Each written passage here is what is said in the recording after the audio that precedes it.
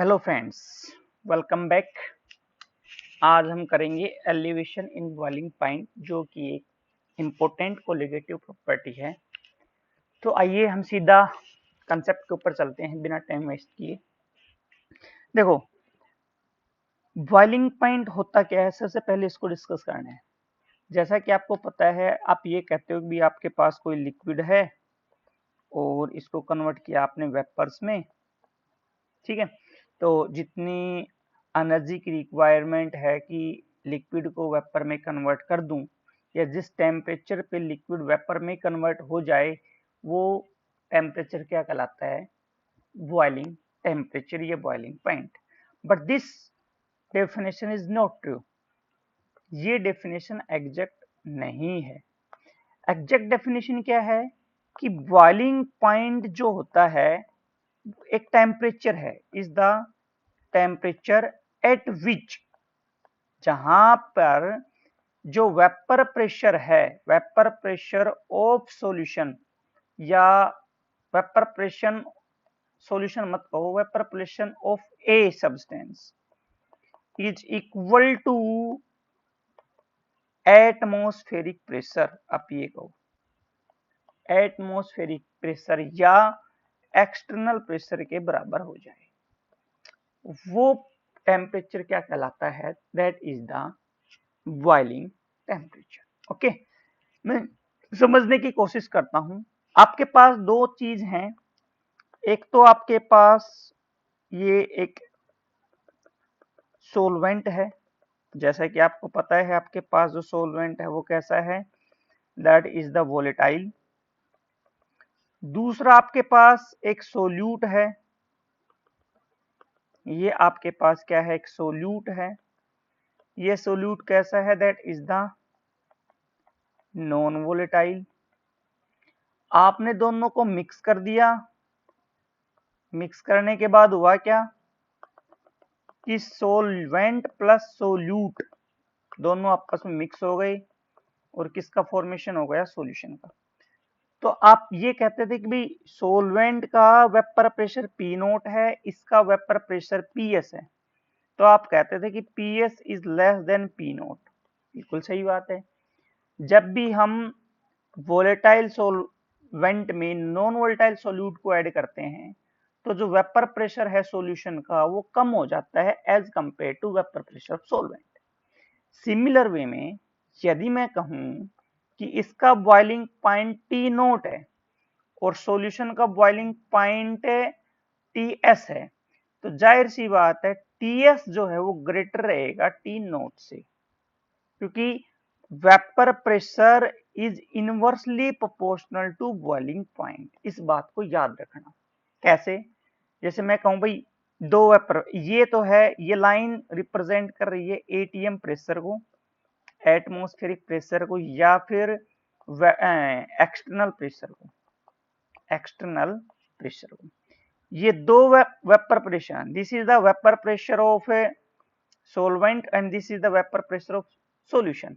और जैसा कि आपको पता है कि सॉल्यूशन का वेपर प्रेशर कम होता है, सोलवेंट का वेपर प्रेशर ज्यादा होता है, तो मैंने ये इस साइड लिख दिया, ये वेपर प्रेशर का ऑर्डर है कि ऊपर साइड जा रहा हूं, वेपर प्रेशर बढ़ रहा है।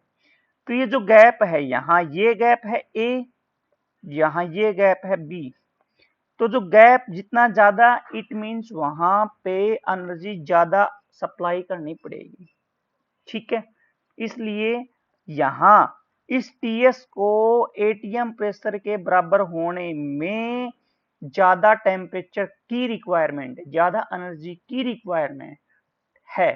That's why the boiling point of solution is greater than the boiling point of solvent. Okay, clear करते हैं एक ग्राफ से। देखो, आप अपन एक ग्राफ बनाते हैं, देखो ग्राफ से समझने की कोशिश करते हैं। ये ग्राफ है, ये ग्राफ किस किस के बीच है? That is the vapour pressure versus आप टेम्परेचर मान लो। अब आपको पता है कि वेपर प्रेशर सोलवेंट का क्या होता है? ज्यादा।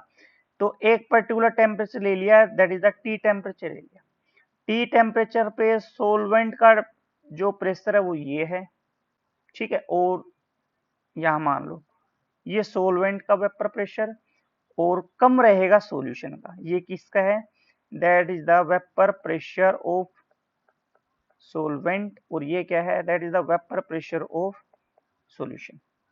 ठीक है, और एक और अनदर टेम्परेचर मान लो T2। इस T2 टेम्परेचर पे जो वेपर प्रेशर होगा सॉल्वेंट का वो लेटेस्ट एक यहाँ है, this is the vapour pressure of solvent and this is the vapour pressure of solution. यानी कि हर एक पर्टिकुलर टेम्परेचर के ऊपर सॉल्वेंट का वेपर प्रेशर क्या मिलेगा, ज्यादा मिलेगा, और सॉल्यूशन का क्या मिलेगा, कम मिलेगा। ये मैंने यहाँ पर रिप्रेजेंट कर दिया है। ठीक है, तो यानी कि ये जो कर्व है ये किसको रिप्रेजेंट कर रही है, सॉल्वेंट को, और नीचे वाली किसको रिप्रेजेंट कर रही है, दैट इज द सॉल्यूशन। अब आप एटमॉस्फेरिक प्रेशर मान लो, let us take this will be the your atmospheric pressure, atm pressure, which is equal to vapour pressure of the solvent. ठीक है, क्लियर।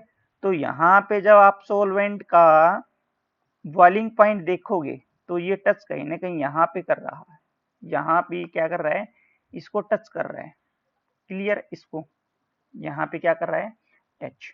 तो इसके रेस्पेक्ट में जो भी लाइन आएगी, जो भी टेम्परेचर आएगा, लेट अस टेक वो ये है, that is the boiling point of the solvent. Clear हो गया, boiling point of the solvent.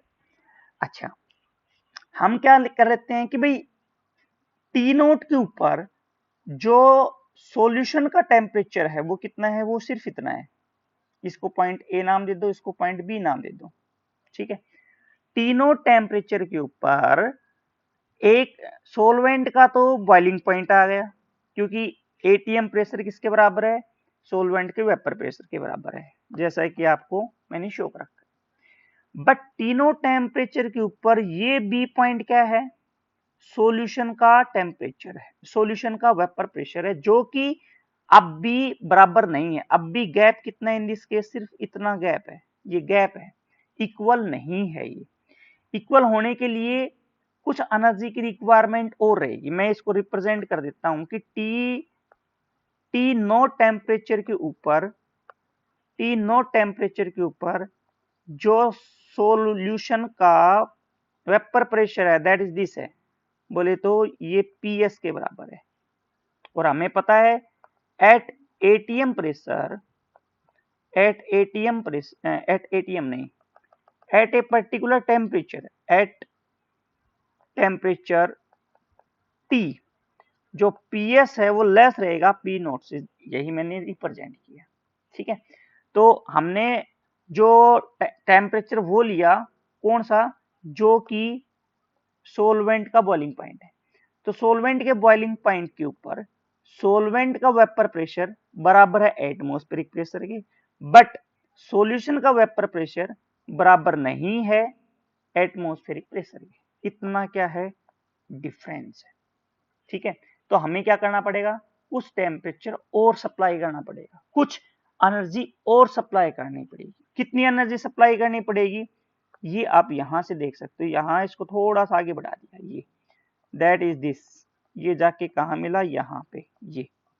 ठीक है, ये टेम्परेचर क्या है, that temperature is the T of S, T of S है boiling point of the solution. क्यों, क्योंकि इस टीएस के ऊपर, इस टीएस के ऊपर सॉल्यूशन का वेपर प्रेशर किसके बराबर आ गया, एटमॉस्फेरिक प्रेशर के। इस टीएस के ऊपर सॉल्यूशन का वेपर प्रेशर किसके बराबर आ गया, एटमॉस्फेरिक प्रेशर। इसलिए ये टीएस क्या कहलाया, बॉइलिंग पॉइंट ऑफ सॉल्यूशन। जब आप इसी टेम्परेचर के ऊपर सोलवेंट का देखोगे तो कहीं ना कहीं और ऊपर मिलेगा ऐसे, जो कि सोलवेंट का वेपर प्रेशर एटमॉस्फेरिक प्रेशर से भी ज्यादा होगा। ठीक है, तो ये जो टेम्परेचर का गैप आया है, दिस टेम्परेचर का gap is known as the elevation in boiling point. ठीक है, एलिवेशन इन बॉइलिंग पॉइंट। तो 3 पॉइंट आपके यहाँ पे बने हैं, that point A, that point B और दैट पॉइंट सी। ए के ऊपर जो पॉइंट है वो है पी नोट और टी नोट, याद रखना।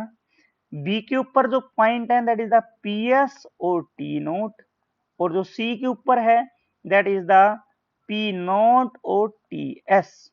ये है, क्लियर हो गया।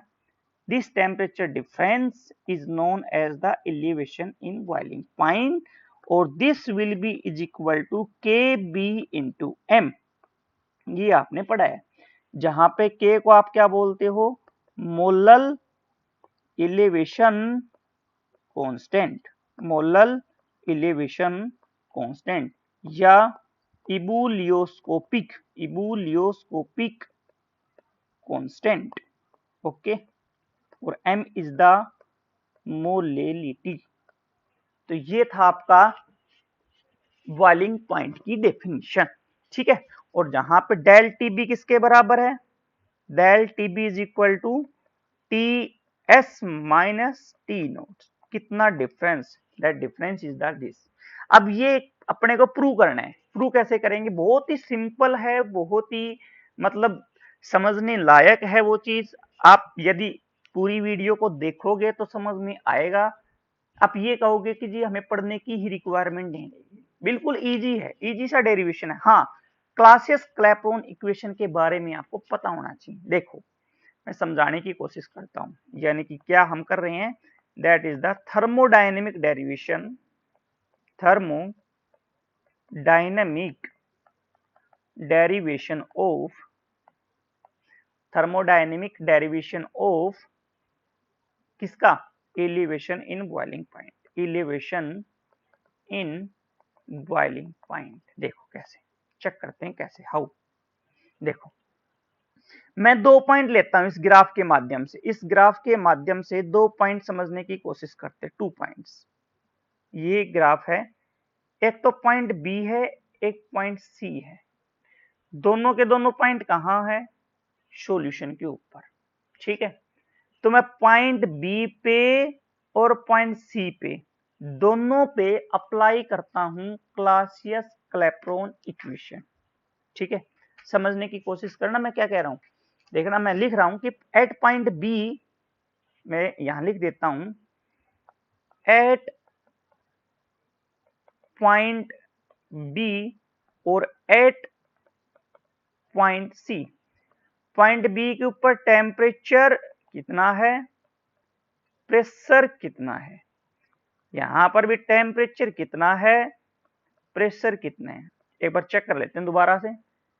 पॉइंट बी के ऊपर temperature T note, pressure P S, और यहां टेम्परेचर टी एस, प्रेशर क्या है, पी नोट। आई होप कि ये चीज आपको समझ में आई है। बी के ऊपर पी एस और टी नोट, बी के ऊपर क्या है, that is the T nought और पी एस, और इसके ऊपर that is the P nought और टी एस, ठीक है। अब आप क्लासियस क्लैपेरॉन इक्वेशन यूज करो, ठीक है। इक्विलिब्रिया कौन सा है, solution is equilibria with vapours, ठीक है। अब यहां से समझो इस चीज को, यहां से इस बी पॉइंट के ऊपर, इस बी पॉइंट के ऊपर सॉल्यूशन किस फेज में था, लिक्विड फेज में था, और इस सी पॉइंट के ऊपर क्या था, सॉल्यूशन हमारा कहां जा रहा है, वेपर फेज में। यानी कि अगर मैं बी से सी की साइड जा रहा हूं, बी से सी की साइड गो कर रहा हूं, तो लिक्विड किस में कन्वर्ट हो रहा है, दैट इज द वेपर में। तो इसलिए मैंने ये पॉइंट क्या लिखा, सॉल्यूशन टू वेपर, यानी कि पॉइंट बी से कहां जा रहा हूं, पॉइंट सी की साइड। अब using Clausius Clapeyron we know Clausius Clapeyron क्या होती है वो लिख लेते हैं, we know according to Clausius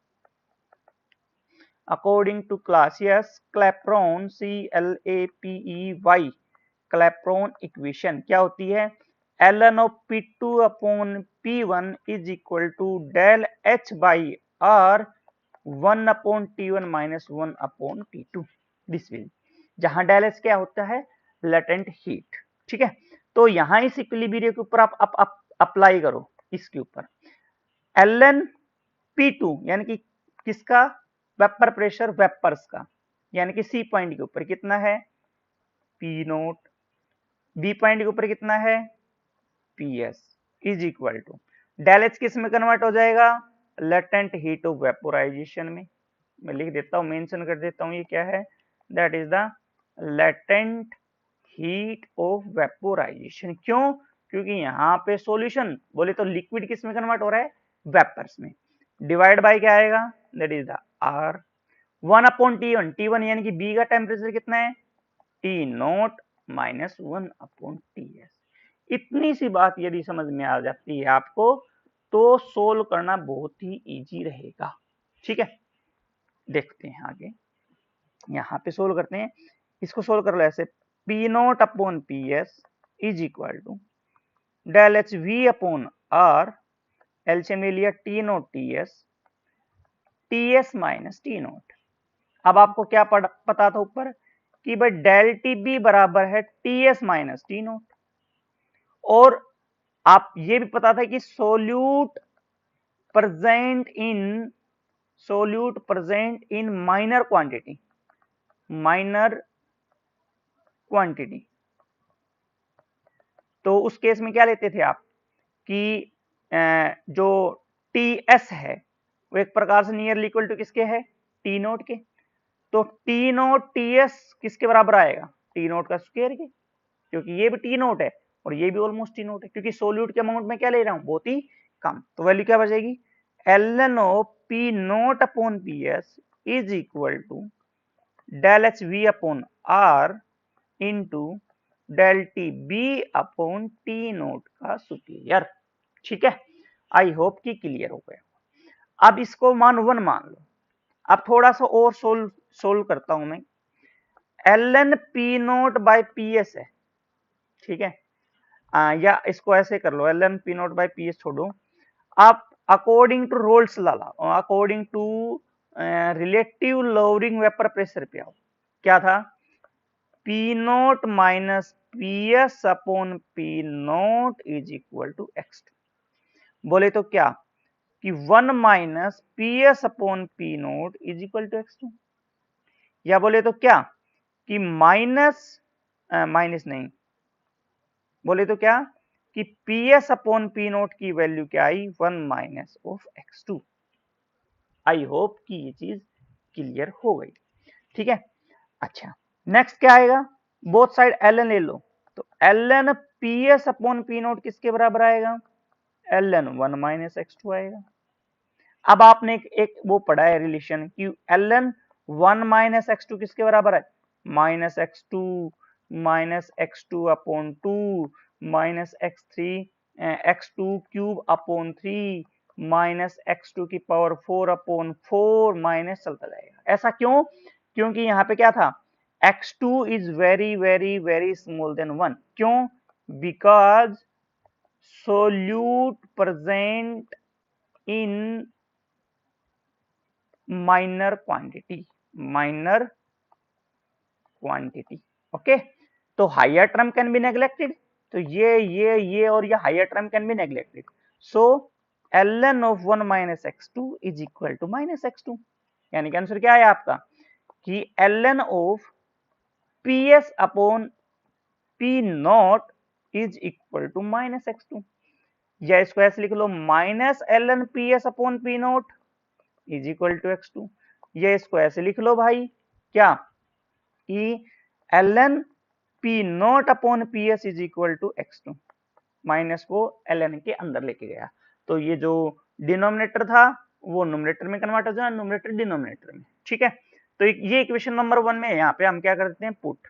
तो क्या आंसर आएगा, देखो आंसर आएगा दिस, कि क्या था इक्वेशन फर्स्ट क्या थी, फ्रॉम इक्वेशन फर्स्ट क्या थी कि भाई L N P not upon P S is equal to del H V upon R del T B divide by T nought का स्क्वायर। तो यहां पुट कर देते हैं, किसके बराबर था, दैट इज द x2 के। अभी निकाला, सोल्व किया आपने, del V upon R del T B upon del T का स्क्वायर। तो यहां से डेल टी बी की वैल्यू क्या आई, that is the del H नहीं क्या आएगी, that is the R T का स्क्वायर, आर टी नोट का square divide by del H V multiply x2, ये वैल्यू यहाँ पे आएगी। ओके, ये वैल्यू यहाँ पे आपकी कैलकुलेट होगी, that is the elevation in boiling point. But हमें तो प्रूव क्या करना था, that is the del T B is equal to K B into M, यानी कि इसको किस में लेके जाना है, मोलिलिटी में लेके जाना है। तो मोलिलिटी में कैसे जाएगा, देखो देखो इसी को सोल्व, x2 किसके बराबर होता है, n2 number of moles of solute divide by total number of moles. अब n2 is very small than n1, so n1 plus n2 is nearly equal to n1, ये बात आपको पता है। तो x2 की वैल्यू किसके बराबर आएगी, n2 अपॉन n1 के बराबर। और n2 किसके बराबर होता है, weight by molecular weight, number of moles of solute, weight of solute बटे मोलिकुलर वेट, और n1 वेट ऑफ सोलवेंट बटे मोलिकुलर वेट। तो ये यहाँ पे पुट कर देता हूँ, डेल टी बी की वैल्यू क्या आएगी, आर टी नोट का square R del T B that is equal to R T note square divide by del H V dot W2 M1 upon M2 W1। ठीक है, अब होता क्या है, जो है वो इसको ऐसे लिख लो, R T note square upon del H V upon M1 लिख देता हूं, इसको एक ही टर्म बना देता हूं, साथ में क्या आएगा W2 upon M2 into W1। ठीक है, हम डेल एच वी को क्या नाम देते थे, लेटेंट हीट ऑफ वेपोराइजेशन। ठीक है, तो del H V upon M1 क्या हो जाएगा, that is the molar word लग जाएगा, molar latent heat of vaporisation. किसका है ये, ऑफ सोलवेंट का। ठीक है, क्लियर है, मोलर से डिवाइड कर दिया तो ये किस में कन्वर्ट हो जाएगा, लेटेस्ट टेक इसको हम एलवी से रिप्रेजेंट कर देता हूं, एलवी से। तो आंसर क्या आएगा, R T note square upon L of V into W2 upon M2 into W1 that is equal to del T B. अब आप मान लो, लेट कर लो कि W1 की वैल्यू 1000 ग्राम मान लो, weight of solvent that is the 1000 gram. ठीक है, तो W2 अपॉन M2 किसके बराबर आ जाएगा, that is the molality, molality इसको मैं M से रिप्रेजेंट कर रहा हूं, स्मॉल m से। ऐसा क्यों, क्योंकि मोलेलिटी का फॉर्मूला क्या होता है, molality is equal to number of moles of solute divide by weight of solvent in kilogram, in kilogram. तो कितना वेट ले रहा हूं मैं, 1 ग्राम ले रहा हूं, यानी कि वेट ऑफ सोलवेंट, यहां पे क्या है, वेट ऑफ सोलवेंट, इसको कितना ले रहा हूं 1 kg। इसको यदि 1 kg लिया तो नंबर ऑफ मोल्स किसके बराबर आएगा, मोलिलिटी के, और ये क्या है, that is equal two moles, number of moles. ठीक है, तो आपका जो डेल टी बी आएगा वो क्या आएगा, del T B is equal to R T note square upon L V multiply W2 upon M2 that is the M upon 1000।